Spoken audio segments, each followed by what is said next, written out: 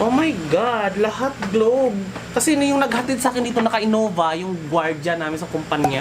Lahat naka-globe. Siguro in-order to sa globe or ano kaya in-order to, no? So, ayan na. Avaya ISP phone, guys. Ito yung mga nasa telephone na nasa call center. Ayan, no.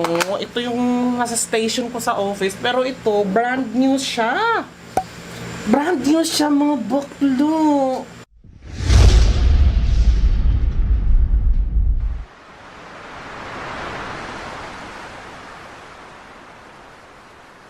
Yan, meron pa kasi ako natirang spaghetti kagabi, guys. Ayan, nag-spaghetti ako dahil hinaluan ko yan ng corned beef, tomato sauce, cheese. Yan, tsaka mga pang-ricado. Yun lang yung lagay ko dyan. Tapos, mukhang successful naman. So, yun. Yan yung agahan ko ngayon. Tapos, bili na rin ako ng pandesal na 20 pesos. So, ayun siya, oh. Hey guys, good morning! This is Jonathan Nerbuda. You're watching I Love Tansyong TV. Ngayon, gusto ko lang i-share sa inyo guys. Ngayon, Saturday ngayon, kakatapos ko lang mag-edit ng aking vlog na i-upload ko for today. Tapos, nakakapanood na rin ako ng mga ilang episode ng Umbrella Academy yung season 2. Tapos, ewan ko ba, lumabas yung Together ngayon na BL series. So, 3 beses ko na siyang pinanood, girl! As in, sa isang season, 13 episodes. Tapos, pinanood ko siya sa Netflix. Pinanood ko siya sa iWant TV, pinanood ko naman siya sa YouTube. Ganon ko ka-addict talaga sa BL stories na yan. Mga, ay nako, gagawa tayo ng maraming mga video na, baka magagawa ko ng reaction video or di kaya mga opinion review, mga ganon. I-share ko rin sa inyo guys kasi lahat naman ng mga sinishare ko sa vlog ko is all about me and my interest. So, hayaan nyo, gagawa ko niyan pag-usapan natin yan. Pero, gusto ko lang ipakita sa inyo guys, yung i-share sa inyo kasi, di ba, nakwento ko sa inyo last time, nagpa-upgrade ako ng 2,500 pesos na 50 Mbps yung package. In-house kasi yung provider namin dito. Alam mo yung grateful ako na sobrang thankful talaga ako sa napasukan kong kumpanya kasi nga shoulder nila yung 2,500 na internet. So, 'di ba? Biruin mo yun, parang malaking bagay na rin siya dahil nga 2,500 din yung bakla. Isang cut-off na rin yun ng pangkuryente ko, 'di ba? So, ayun, shoulder naman nila kasi originally yung plan ko talaga is 1,500 pesos, 16 Mbps. Tapos nagtanong ako sa baba dito yung in-house provider namin na in-house internet provider namin dito na mag-upgrade nga, libre naman. Sabi ko 2,500 kaysa naman magpakabit ako ng outsider sa kanila na, 'di ba? Kasi at least yung IT namin dito taga-baba lang. So, which is very accommodating naman sila. Medyo minsan nagsusungit lang akong ganun, 'di ba? Lalo nagtataray ganun, pero humihingi rin ako ng pasensya sa kanila kasi nga if ever na bumabagal yung internet, na-jeopardize yung trabaho ko, kaya medyo ako talaga yung pinakamakulit na customer nila. So, yan. With that being shared, kaya ako nag-upgrade from 16 Mbps to 50 Mbps kasi nga, hindi na ako, working from home pa rin naman ako, kaso, hindi na ako purely email. Hindi na ako email na lang, yung email support or back office, ganyan. Nagtitake na talaga ako ng calls, diba? Biruin mo, imagine mo para akong nagko-call center dito mismo sa loob ng pamamahay ko at the comfort and safe inside my unit na hindi ako, alam mo yun, yung parang last week yata o tamang-tama, ito, i-share ko lang sa inyo kung ano yung mga pinadala sa akin ng company ko. Though hindi ko naman yun property ito, pero ang accountability ko nito kasi sa akin kasi sa gamit ko naman siya. So, ito, hindi ko na i-disclose guys kung ano yung company ko kasi baka mamaya dumugin yung mag-apply kayo. Hindi pa kasi kami hiring ngayon. Tsaka, ayokong banggitin yung kumpanya ko dahil nga bawal. So, alam mo yan, trabaho, tsaka personal life, it has to be separately, tinuturing ko siyang magkaiba. So, share ko lang sa inyo kung ano yung mga pinapadala sa akin. Parang masaya lang ako at then thankful kasi nga, alam mo yung in the middle of the pandemic, parang hindi kaming mga empleyado pinabayaan na parang they are trying to float the boat, whatever will happen, they will not give up their employees, yung mga performer na, alam mo yung nakakatulong naman sa kumpanya, hindi nila pinapabayaan. And then, gano'n naman ako, nagtatrabaho rin naman ako ng maayos, pero nung nasa on-site pa lang kasi ako, girl, alam mo yung sa araw-araw na lang routine, yung yung commute, alam mo, nabuburyong ka na, nabuburnout ka na even you reach to the point to you're no longer be grateful kung ano yung meron ka sa pagtatrabaho. So, malaking bagay din tong COVID na to at na-lockdown ka at nakapag-work from home ka dahil parang reset button siya, and then that's the point kung saan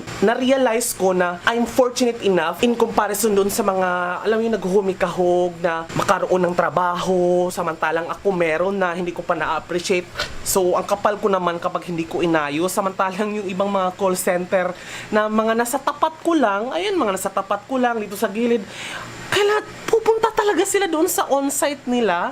They're risking their lives para lang makapag-take ng calls. So, para akong, oh my God, sabi ko, naniwala kasi ako guys na do not love your company, love your job. Because if you love your job and you value your work, your job and your work will love you in return. At the same time, napapakinabangan ka ng company mo at the same time, nag-earn ka, diba? It's like a mutualism relationship, like what we call symbiotic relationship. So, ganun lang din, parang nito lang, parang binonggahan ko na yung, inayos ko na yung trabaho ko dahil nga parang in the middle of the pandemic, you have to balance your livelihood versus your safety, di ba? Kasi nga, kung safe ka nga naman, nasa loob ka ng bahay, wala ka naman trabaho, mamamatay ka rin naman sa gutom. So, very thankful ako sa kumpanya ko. Kung gusto ko lang banggitin, pero parang ayoko kasi baka may ma-terminate ako pag binanggit ko yung company. Pero thankful talaga ako so much, very much to the highest level. Dahil nga, last week, nagpadala sila sa akin ng well, anyway, nung una-una pa, nung nag-email support pa lang ako, ang pinadala sa akin, guys, sa kanila naman to, hindi naman to sa akin parang pinagamit lang sa akin, property pa rin nila to. Pag nag-resign ako, ibabalik ko rin naman. So, iningat-ingatan ko kasi naman mahal nito, bakla. Ang pinadala sa akin yung una, keyboard, ayan, keyboard, tapos isang monitor, yan, at saka yung PC, ay yung desktop, ayan yung desktop.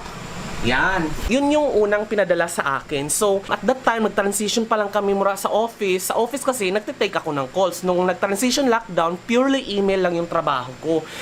Syempre, yung job description ko ay talagang call center. So, we really need to find ways para makapag-take talaga ng calls. And then, tinry nilang mag-install ng parang soft phone. Dadaan nila sa internet. But technology din siya. Parang high-tech drama sa buhay. Which is, dapat hindi ko na yan cover. Pero parang natututunan ko na siya dahil you have to learn everything. Kahit nurse ka, kahit anong course ka pa, when it comes to technology, kailangan matutunan in the middle of the pandemic talaga. Learn lahat ng aspeto ng kumpanya para at least makapag-perform ka. So, yung pati mga installation, IT, yung mga ganun, set up ko dito, ako lang talaga. Then, yung kinunik ko yung internet. Tapos last week, pinadalhan nila ako ng headset. This is Plantronics, guys. Ayan, so medyo, 5,000 yata ang halaga nito. Ito yung mga ginagamit sa call center. So, bali, ang ganito ko, 3 na. So, yung isa, yung pang-office, tapos binigyan pa ako ng isa na ganito. So, 2 na lahat. Naiwan ko sa locker, mga bakla. So, nung iniwan ko, ayoko talagang pumunta sa office dahil may COVID doon. So, wala. So, ang ginawa nila, pinadalhan nila. So, nag-house to house sila ng deliveries. Parang nagkumuha sila ng third party logistic, tsaka yung mga guard namin sila yung nag-deliver, ganyan. So, talagang, alam mo yung effort para lang makapagtrabaho ka, talagang hinahatiran ka na. Alam mo wala ka ng karapatang magreklamo pa, no? Nung una kasi parang nagreklamo kami na parang, what are you doing? Parang ganun, ang bagal-bagal, parang ganun yung mga drama namin sa buhay, lalo na yung mga first 2 weeks na parang syempre, yung mga management level, no, nag-isip pa yun, di ba? Paano execute yung work from home and everything. So, syempre, yung mga nag-hysterical na yung mga ahente kasi nga, we might lost our job. So, parang to the point na sinisisi namin yung company, ganyan-ganyan. But later on, nung na-transition na siya, parang, di ba, pinadalhan ako ng computer, pinadalhan ako ng, alam mo yun, tapos, eto, headset. So, nagtitake na ako ng calls. So, na-upgrade na ako, bilis or yung internet speed. So, nakapag-perform na ako ng kahit papanong trabaho ko talaga. So, ayun, hindi na ako banjing kaya hindi na ako nakapag-edit ng vlog kasi nga, Kailangan magtrabaho na maayos bakla, 'di ba? Ang hirap mawala ng trabaho ngayon. So, gusto talaga namin yung clear yung tawag na pumapasok. So, pinadalhan kami ng ayan, ngayon lang dumating yung telephone, yung phone talaga siya mga bakla. So, ipapakita ko lang kung ano yung laman nito. Hindi naman sa akin to, pag may-ari pa rin to ng kumpanya, pero gusto ko lang pakita kung ano yung laman. So, ayun, meron kaming Avaya. So, mahal itong mga ganito, mga bakla. Kaya ingatan ko, baka mamaya matapunan ko ng kape. Kasi dito rin ako nagkakape eh. Dito ako nagluluto, nagtitimpla, nagwa-vlog. So, lahat dyan. Kaya congested lahat yan, oh. Alam mo, kahit gaano ko siya linisin, ayusin, ganyan. Kumakalat talaga siya in just a span of 3 days. Kasi nga, dyan ako lahat. Dito ako, I spent most of the time dito sa lugar na to. Pag natulog, dito sa kabila. So, ganun lang siya. Then, siguro, isisiksik ko to kung ano ng laman nito. Maghanap na lang ako ng pwesto. Nothing to worry about kasi aayusin ko to and then magkakaroon tayo ng separate video. Baka gagawa ko ng tour, home office tour. Ganun drama. Alam niyo naman, gusto niyo yung mga ganyan-ganyan ko eh. So, ewan ko lang kung anong laman ito. Buksan lang natin ha. Kasi, naman kasi talaga pag may bago ka, excited ka eh. Alam mo yun? Ingatan ko to kasi yung accountability na sa akin to. Baka mamaya matakunan ko to ng kape or ano.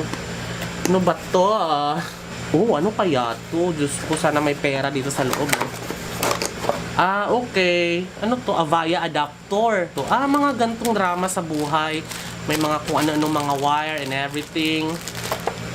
Okay. So, yan.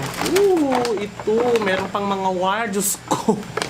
Kamusta naman? Yun, napuno ko ng dami-dami ko ng mga wires dito. Ay, nako. Pati yung telephone. So, ganyan siya.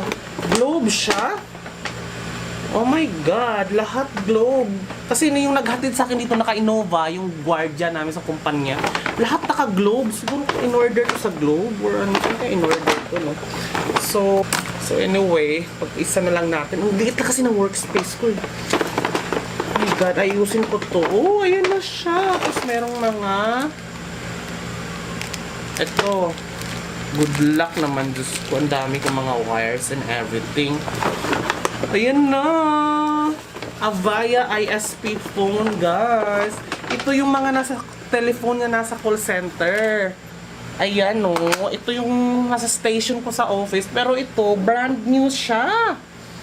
Brand new siya, mga baklo. Brand new siya. Ayan, oh. Avaya phone. Ayan. Ayan, oh. Ay, bongga siya. Natitilt to eh. Ayan o. Ayan o, natitilt siya pag gusto mong ganyan. Ayan o. Tapos, ito kung gusto mo mag-hat, hello, kamusta tuloy? Hello, thank you for calling. Ganyan, ito yon. So, ayan siya. Tapos, ito yung mga saksakan portal. Ganyan. So, may idea na kayo nung itsura namin sa office. May mga telephone kami, computer. Ganyan ang setup namin sa office. Pero, paperless, as in wala kong papel. Kaya nga nung pag may mga signature, Diyos ko, bakla, ang nahirapan. Pati penmanship ko, hirap na ako sobrang pag nagsusulat ako.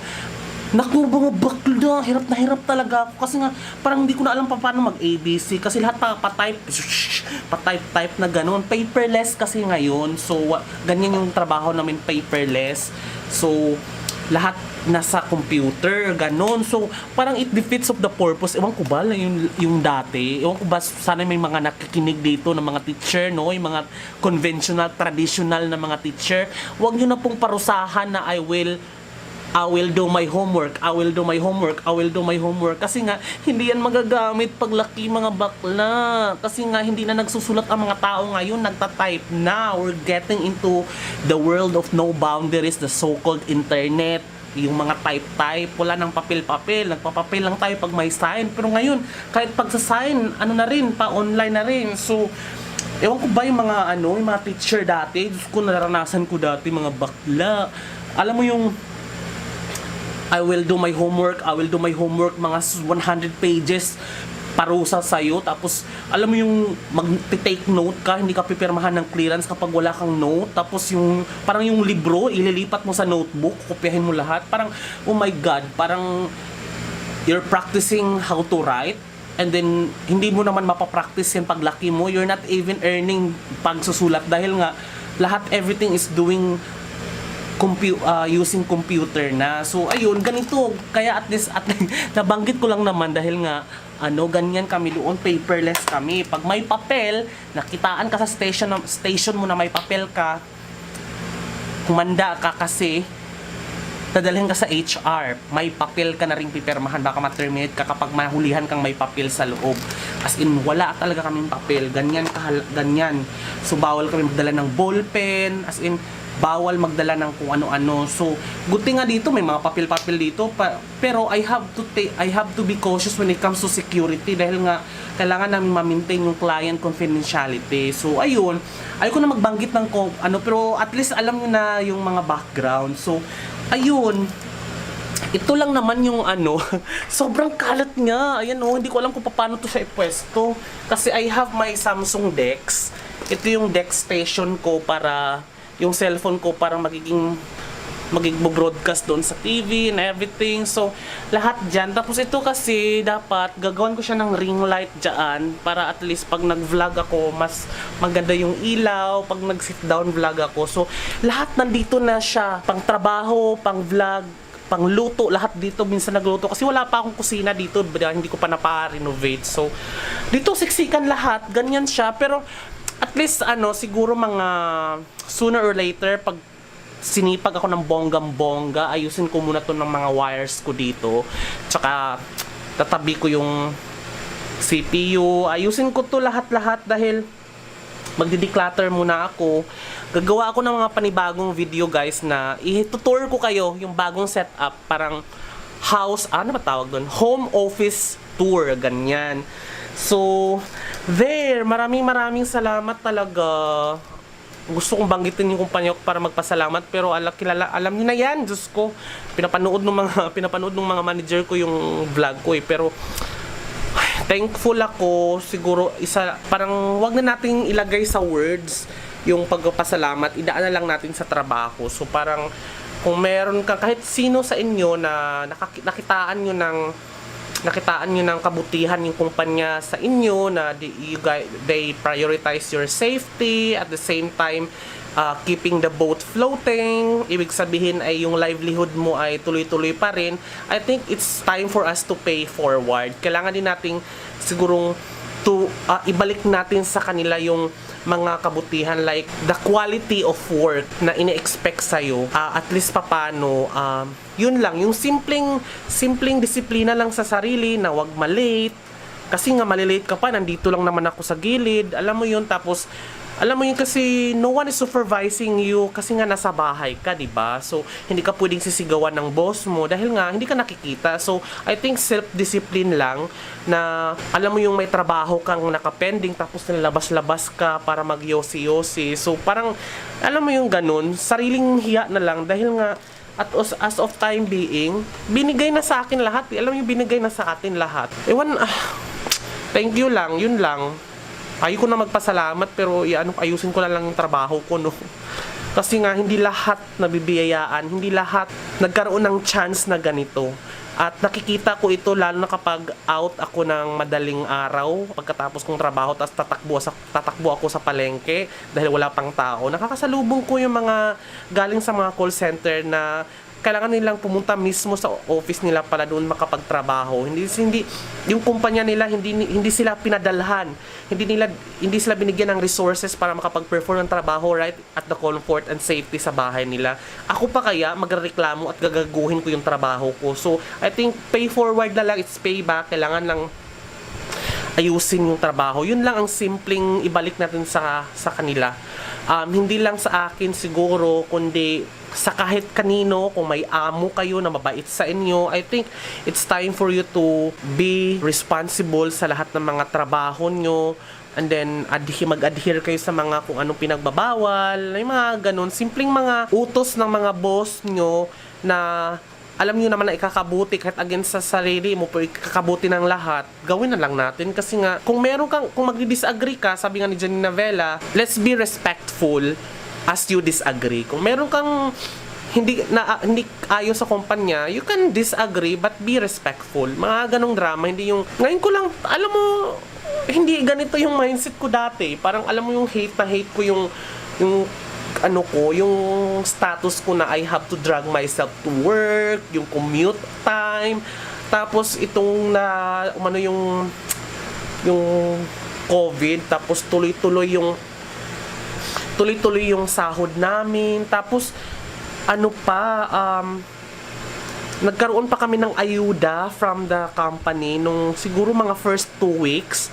Tapos binigyan kami ng nag-announce yung CEO from the US na magbibigay sila ng parang 25% of our monthly salary, bibigay sa amin ng wala kaming trabaho nun pero bukod sa pinagamit sa amin yung mga advance, yung mga vacation leave, tsaka yung mga sick leave namin in advance, dinagdagan pa kami ng 25% ng monthly salary namin.